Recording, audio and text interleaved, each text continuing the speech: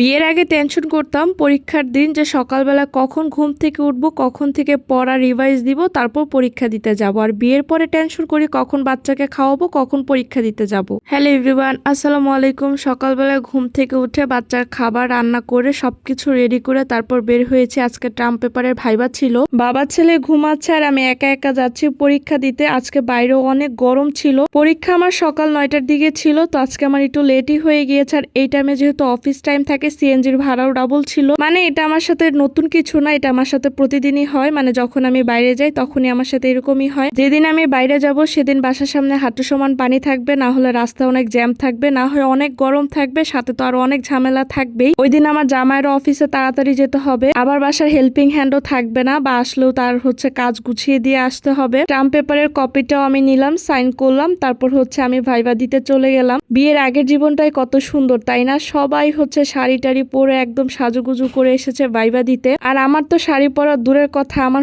কোন রকম রেডি হয়ে আসতে পারলেই হয়েছে, এমন একটা আমার অবস্থা। আজকে আবার আমার সাথে খুবই বাজে একটা সিচুয়েশন হয়েছে। বাসার কাছাকাছি আসার পর আমার একটা কাগজ জমা দেওয়ার কথা ছিল ক্যাম্পাসে, যেটা আমি দিতে ভুলে গিয়েছিলাম। মাঝপথে এসে আমার মনে পড়েছে, তারপর আমি আবার ক্যাম্পাসে যাই। সেই কাগজটাও বের করতে যে আমার রোল নাম্বার মনে ছিল না, রেজিস্ট্রেশন নাম্বার মনে ছিল। পরে আমার ফ্রেন্ডের কাছ থেকে আমার রোল নাম্বার নিয়ে পরে কাগজটা প্রিন্ট আউট করে তারপর আমি ক্যাম্পাসে জমা দিয়েছি। মানে যেদিন খুব তাড়াহুড়া থাকে বা খুব তাড়াতাড়ি বাসায় যেতে চাই, তখনই আমার সাথে এরকমই হয়। আদার্স টাইমে আমি সব কাগজ আমার ব্যাগে করেই নিয়ে যাই যখন আমি ক্যাম্পাসে যাই, যদি কোনো কাগজ লাগে বা কোনো কিছু। ইভেন সকালবেলা আমার ফ্রেন্ডকে ফোন দিয়েও বললাম যে ক্যাম্পাসে যাব, এই কাগজটা জমা দিতে হবে নাকি জেনে আসবো। আসলে বেশি টেনশন বা প্যারা নিয়ে কোনো কাজই ঠিক মতো করা যায় না। এদিকে বাসা থেকে আপনাদের ভাইয়া বারবার ফোন দিতেছিল যে আমি কখন আসবো, আমি আসলে তারপর উনি অফিসে যাবে। অনেকদিন ধরে চুলেরও কোনো যত্ন নেওয়া হচ্ছিল না, প্রচুর পরিমাণে চুল পড়তেছে, তাই ভাবলাম আরঙের হেয়ার প্যাকটা লাগাই, মাথাটাও একটু ঠান্ডা থাকবে আর ভালোও লাগবে। তো সাথে ডিম অ্যাড করেছিলাম, একটু লেবু রসও নিয়েছি।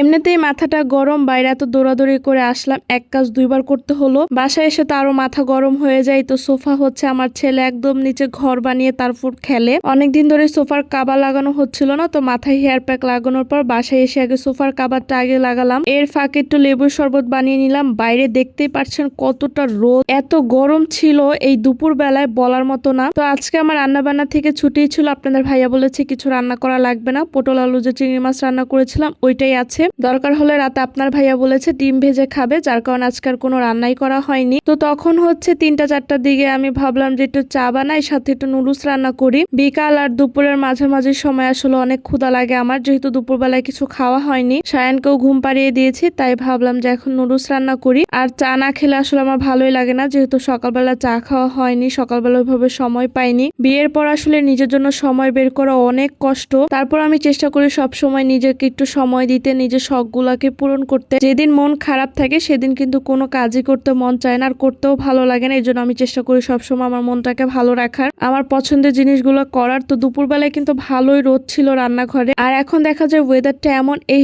মেঘলা মেঘলা দেখা যায়, আবার একটু পরে অনেক রোদ চলে আসে, যার কারণে একটু বেশিই গরম লাগে। সবসময় যেভাবে শর্টকাটে নুডলস রান্না করি ওইভাবে নুডলসটা রান্না করে নিলাম। নুডলসটা আমি কোনো সময় সিদ্ধ করি না, এভাবে রান্না করলে আমার কাছে খেতে ভালো লাগে আর ঝরঝরে হয়। বাচ্চা ঘুমানোর পর মায়েদের ভিতর কিন্তু একটা অন্যরকম শান্তি কাজ করে, যেটা আমার ভিতরে মনে হয় একটু বেশি কাজ করে। সায়ান যখন ঘুমায় তখন খুব রিল্যাক্সে থাকে, না হলে এটা ধরে ওটা ধরে, মানে সবকিছু নিয়ে সে এতটাই ব্যস্ত থাকে। বর্তমানে তার বেশি প্রবলেম তার খেলা জিনিস তার একদমই পছন্দ না, মার রান্নাঘরে সবকিছু তার অনেক পছন্দ। এদিকে চা বানিয়ে নিলাম, সাথে আম কেটেছিলাম। তো এই ছিল আমার আজকের ব্লগ। আল্লাহ হাফিজ।